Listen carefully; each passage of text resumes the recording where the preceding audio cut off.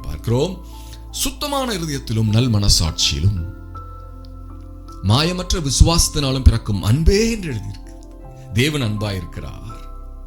அவருடைய அன்பை பாவ சரீரம் உடைய அல்லது பாவ சிந்தனைகளுடைய நாம் எப்படி பெற்றுக்கொள்கிறோமோ, அவருடைய ரட்சிப்பை விசுவாசத்தின் மூலமாக அல்லது அவருடைய ரத்தம் நம்மை நீதிமானாய் மாற்றினது என்கிற ஒரு நம்பிக்கையின் எண்ணம் நம் இருதயத்திலே ஆழ்மையாக பதிய வைக்கப்படும் பொழுது அங்கு அன்பின் ஆவியானது வெளிப்படுகிறதை வேதம் உறுதி செய்கிறது. ஹல்லேலூயா.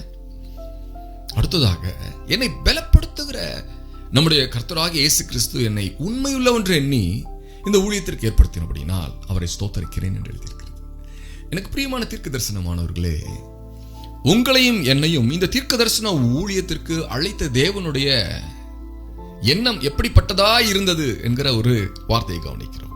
இங்கு பார்க்கிறோம், அவர் நம்மை பலப்படுத்துகிறாராம். அப்படி பலப்படுத்தி நம்மேல் அவர் ஒரு நம்பிக்கையை வைத்திருக்கிறார். தேவன் மனிதனை நம்புகிற ஒரு காரியத்தை பார்க்கிறோம். ஆச்சரியமாக இருக்கிறது.